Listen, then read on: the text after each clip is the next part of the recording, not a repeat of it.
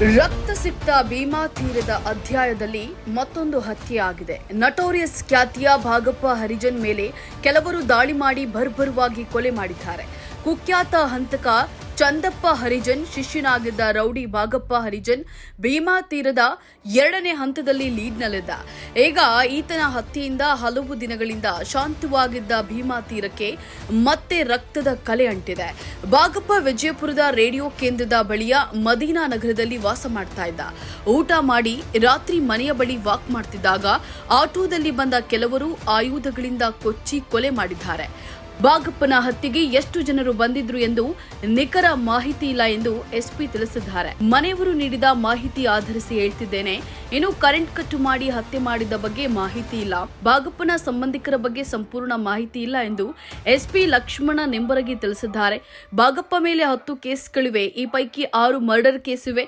1993ರಿಂದ ಭಾಗಪ್ಪನ criminal history ಶುರುವಾಗಿದೆ.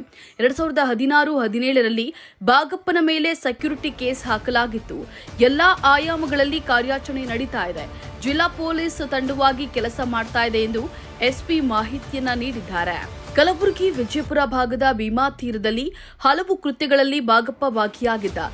1998ರಲ್ಲಿ ಸಿಂದಗಿಯಲ್ಲಿ stun gun ಬಳಸಿ ಗುಂಡು ಹಾರಿಸಿದ್ದ ಪ್ರಕರಣ ಸೇರಿದಂತೆ ಹಲವು ಕೇಸ್ಗಳಲ್ಲಿ ಈತನ ಹೆಸರಿದೆ. ಕಳೆದ 2018 ಆಗಸ್ಟ್ 8ರಲ್ಲಿ ಇದೇ ಭಾಗಪ್ಪ ಹರಿಜನ್ ಮೇಲೆ ಫೈರಿಂಗ್ ನಡೆದಿತ್ತು. ಪೇರಪ್ಪ ಹಡಪದ್ ಗುಂಡಿನ ದಾಳಿ ಮಾಡಿದ್ದ ಪ್ರಕರಣದ ವಿಚಾರಣೆಗೆ ಬಂದಾಗ ವಿಜಯಪುರದ ಕೋರ್ಟ್ ಆವರಣದಲ್ಲಿ ಮಧ್ಯಾಹ್ನದ ವೇಳೆ ಗುಂಡಿನ ದಾಳಿ ನಡೆದಿತ್ತು. ಬಳಿಕ ಹೈದರಾಬಾದ್ನಲ್ಲಿ ಚಿಕಿತ್ಸೆ ಪಡೆದು ಗುಣಮುಖನಾಗಿದ್ದ.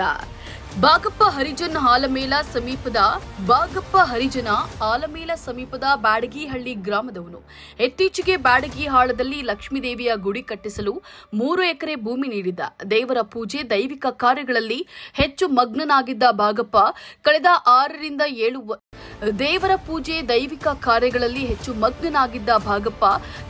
6-7 ವರ್ಷಗಳಿಂದ ಕಂಡ ದೇವರಿಗೆ ಕೈ ಮುಗಿದು ಪೂಜಿಸ್ತಾ ಇದ್ದ.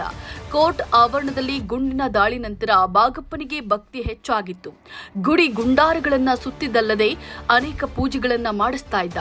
ಹಲವಾರು ಮಂದಿಯ ಶತ್ರುತ್ವ ಕಟ್ಟಿಕೊಂಡಿದ್ದ ಕಾರಣಕ್ಕೆ ಸಾವಿನ ಭಯ ಕಾಡ್ತಾ ಇತ್ತು. ಹೀಗಾಗಿ ಸಾವಿನ ಭಯ ದೂರಾಗಿಸಲು ಮನಸ್ಸಿನ ಶಾಂತಿಗಾಗಿ ಪೂಜೆ ಮಾಡಿಸ್ತಾ ಇದ್ದ. ಶತ್ರು ನಾಶಕ್ಕಾಗಿಯೂ ಪೂಜೆ ಮಾಡಿದ್ದ ಭಾಗಪ್ಪನೇ ಈಗ ಹತ್ಯೆಯಾಗಿದ್ದಾನೆ.